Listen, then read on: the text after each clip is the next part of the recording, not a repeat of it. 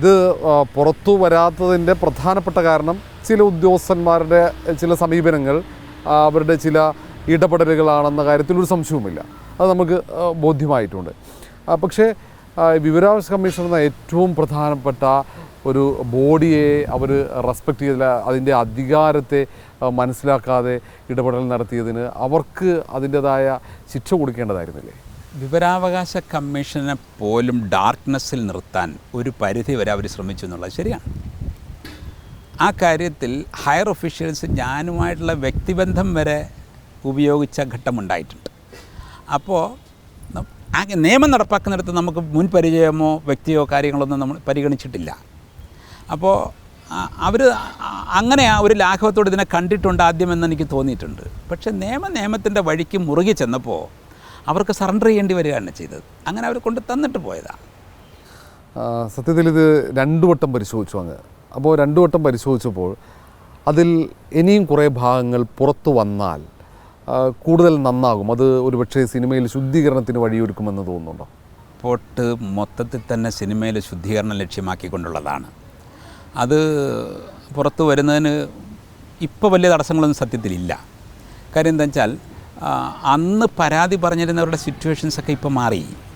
അതിനുശേഷം ഇപ്പോഴത്തെ അവരുടെ മോഡേൺ ട്രെൻഡുമൊക്കെ വേറെയാണ്. എന്നാലും അതിലുണ്ടായിരുന്നു എന്ന് പറയുന്ന കാര്യങ്ങൾ കുറച്ചുകൂടെയൊക്കെ പുറത്ത് വരാവുന്നതാണ്, ഇനി പുറത്തു വരേണ്ടതാണ്.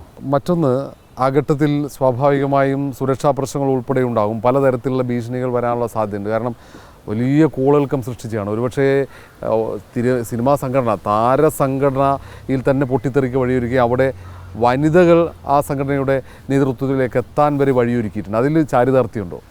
കമ്മീഷണർ എന്ന നിലയിൽ ഞാൻ അതൊന്നും പരിഗണിച്ചിട്ടില്ല. എന്തുകൊണ്ടെന്ന് വെച്ചാൽ നേരത്തെ തന്നെ ആൾക്കാർ പറഞ്ഞു ഇരകൾ, വേട്ടക്കാർ, നമുക്ക് അല്ലെങ്കിൽ ജെൻഡേഴ്സ്, ഇതൊന്നും കമ്മീഷൻ്റെ മുന്നിൽ പരിഗണനാ വിഷയമായിരുന്നില്ല. വനിതകളെ അവിടെ കൊണ്ടുവരണം, പുരുഷന്മാരുടെ പോകണം. ഇപ്പോൾ പറയുന്ന പോലെ പുരുഷാധിപത്യത്തിൽ നിന്ന് അമ്മയിലേക്ക് അമ്മമാർ വരണം. അതൊക്കെ പബ്ലിക്കിൻ്റെ ചർച്ചയാണ്. കമ്മീഷൻ്റെ മുന്നിലോ നിയമത്തിൻ്റെ മുന്നിലോ കമ്മീഷണറുടെ മുമ്പിലോ അത്തരം പരിഗണനകളൊന്നും ഉണ്ടായിരുന്നില്ല. അതേസമയം ഇപ്പോൾ പുതിയ മാറ്റങ്ങളൊക്കെ വന്നു, ഒരു ചേഞ്ചാണല്ലോ, അത് സന്തോഷമുള്ളൊരു കാര്യമാണ്. എന്ന് മാത്രമല്ല, പുതുതായി ചേഞ്ചിൽ വന്ന ടീം പറഞ്ഞത് ഞങ്ങളൊരു ഇൻക്ലൂസീവ് മൂഡിലായിരിക്കും, എല്ലാവരെയും ഉൾക്കൊണ്ടുകൊണ്ട് പോകും, അമ്മ എല്ലാവരുടേതുമാണ്, വീടല്ല, അങ്ങനെയൊക്കെ പറഞ്ഞത് വളരെ സന്തോഷം, ഇപ്പോൾ കേട്ടത് സന്തോഷമുള്ള കാര്യമാണ്. മറ്റൊന്ന്, പൊതുവേ വിവരാവകാശ അപേക്ഷകൾ നൽകുമ്പോൾ ഇപ്പോഴുള്ള ഏറ്റവും പ്രധാനപ്പെട്ട ഒരു ബുദ്ധിമുട്ട് ഓഫീസിൽ നിന്നും കൃത്യമായ മറുപടി ലഭിക്കാറില്ല എന്നത്. രണ്ടാമത്തേത്, വിവരങ്ങൾ ക്രോഡീകരിക്കുന്നു, വിവരങ്ങൾ ലഭ്യമാക്കാൻ കഴിയില്ല, ഇങ്ങനെയുള്ള നിരന്തരമായ മറുപടികൾ ഇപ്പോൾ കുറച്ചു കാലമായി അത് വർദ്ധിച്ചു വരികയാണ്. കമ്മീഷനിലേക്ക് എത്തുമ്പോൾ പോലും തീരുമാനം വൈകുന്നു. സത്യത്തിൽ കമ്മീഷൻ്റെ ഇടപെടൽ കുറഞ്ഞു പോകുന്നതായി ജനങ്ങൾക്ക് തോന്നുന്നുമുണ്ട്. കമ്മീഷൻ്റെ ഇടപെടലുകൾ കുറയുന്നതോ കമ്മീഷൻ ഇടപെടുന്നതിൻ്റെ ശക്തി കുറഞ്ഞു പോകാതിരിക്കുകയോ ചെയ്യുന്നതിന് വളരെ വിജിലൻ്റായി നിൽക്കേണ്ടത് മാധ്യമ ലോകവും പൊതുജനങ്ങളുമാണ്. ആ കാര്യത്തിൽ എനിക്ക് അവിടെ നിന്ന് പടിയിറങ്ങിയ ഒരു കമ്മീഷൻ എന്ന നിലയിൽ പറയാനുള്ളത്, വിവരാവകാശ കമ്മീഷനെ വീണ്ടും ഉറങ്ങാൻ വിടരുത്, നിങ്ങൾ സജീവമായി നിൽക്കണം.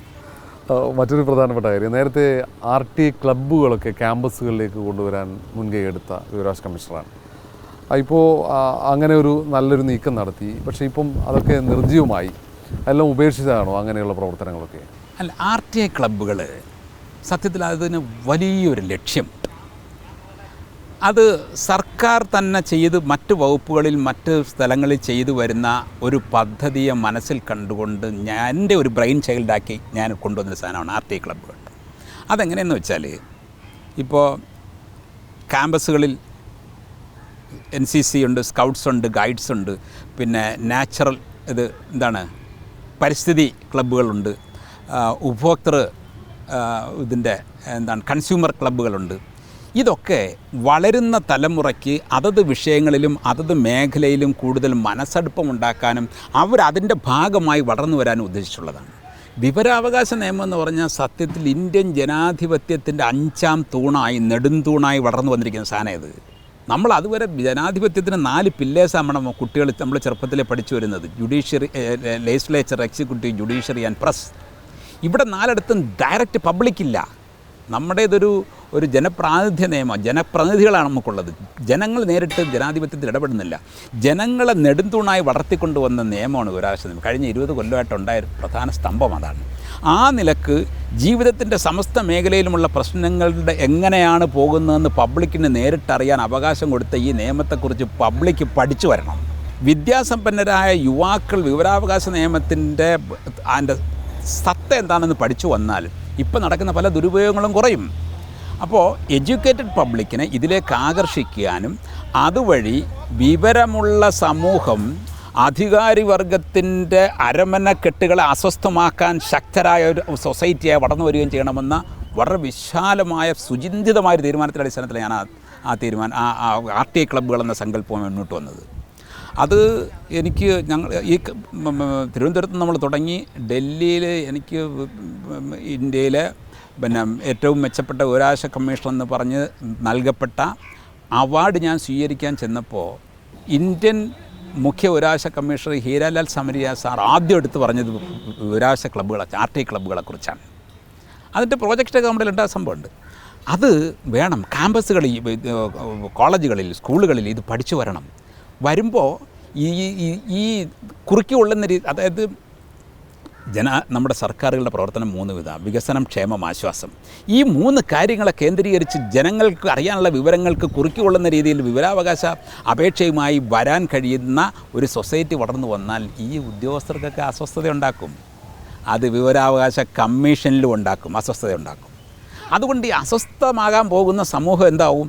ഇതിനെതിരായിരിക്കും.